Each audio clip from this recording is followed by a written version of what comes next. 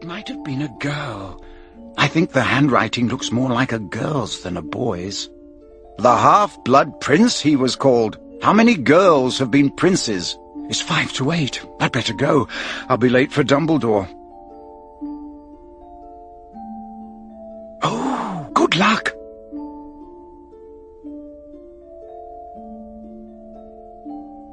Acid pops. Come in. Good evening, sir. Ah, good evening, Harry. Sit down. I have arranged with Professor Snape that you will do your detention next Saturday instead. Right. So, Harry, you have been wondering, I am sure, what I have planned for you during these, for want of a better word, lessons. Yes, sir. Well, I have decided that it is time, now that you know what prompted Lord Voldemort to try and kill you 15 years ago, for you to be given certain information. You said at the end of last term you were going to tell me everything, sir. And so I did. I told you everything I know. From this point forth, we shall be leaving the firm foundation of fact and journeying together through the murky marshes of memory into thickets of wildest guesswork.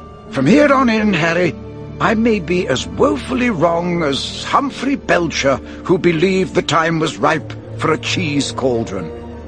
Sir, does what you're going to tell me have anything to do with the prophecy? Will it help me survive?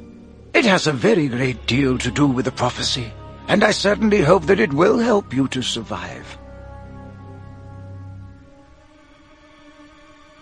This time you enter the pensive with me, and even more unusually, with permission. Where are we going, sir? For a trip down Bob Ogden's memory lane.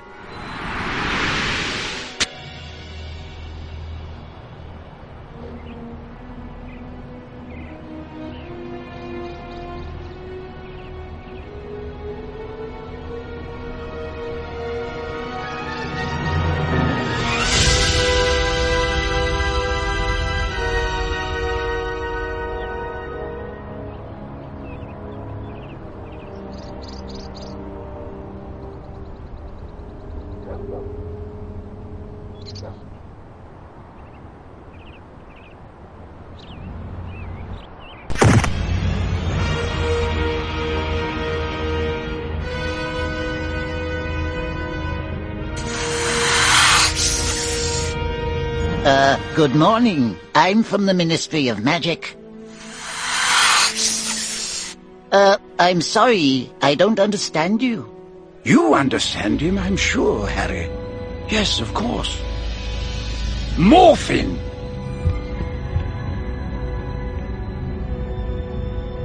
Ministry, is it?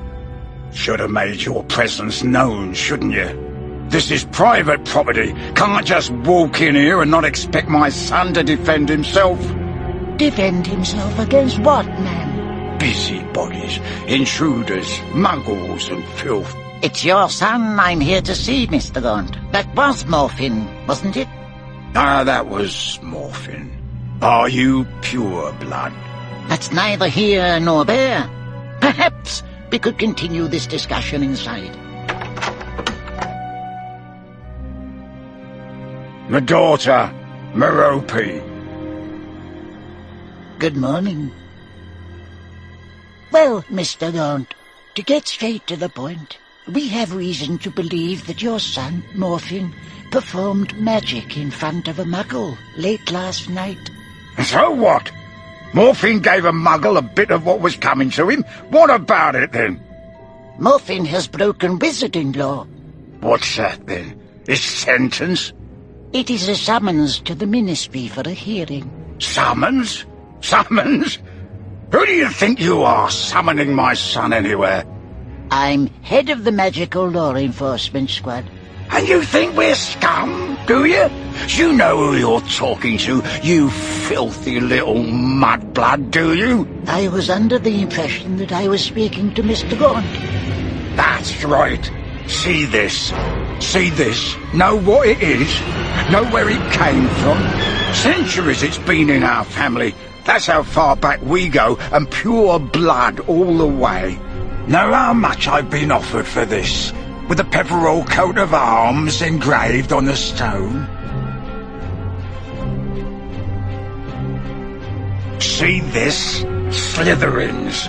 Salazar Slytherins were his last living descendants. What do you say to that, eh? Mr. Gaunt, I am afraid that neither your ancestors nor mine have anything to do with the matter in hand. I am here because of Morfin. Morfin and the muggle he accosted late last night. Our information is that Morfin performed a jinx or hex on the said muggle, causing him to erupt in highly painful hives. And so what if he did then? I had you marked out as a muggle lover the moment I saw you. This discussion is getting us nowhere.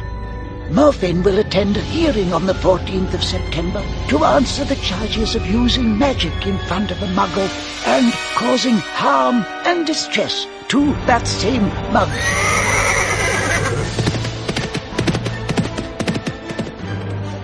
My God, what an eyesore! Couldn't your father have that hovel cleared away, Tom?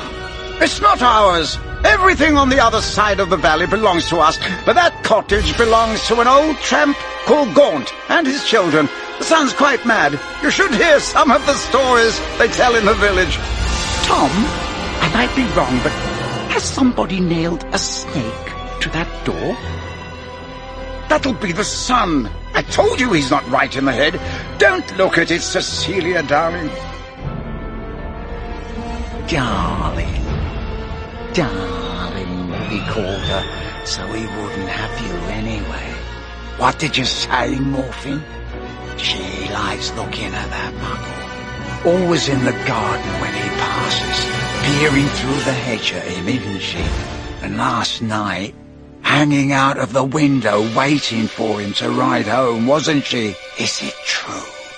My daughter, pure blood descendant of Salazar Slytherin, hankering after a filthy, dirt-veined muggle? But I got him, Father. I got him as he went by, and he didn't look so pretty with hives all over him, did he, Merope? You disgusting little squib! You filthy little blood traitor! I think that will do, Harry.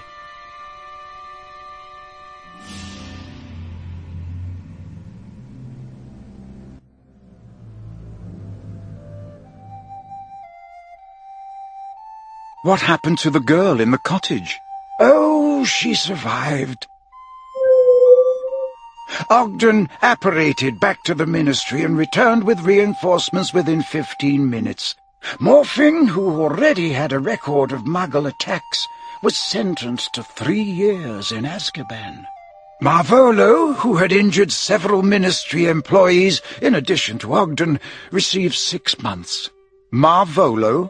That old man was Voldemort's grandfather. Yes, Marvolo, his son Morfin, and his daughter Merope were the last of the Gaunts, a very ancient wizarding family noted for a vein of instability and violence that flourished through the generations due to their habit of marrying their own cousins.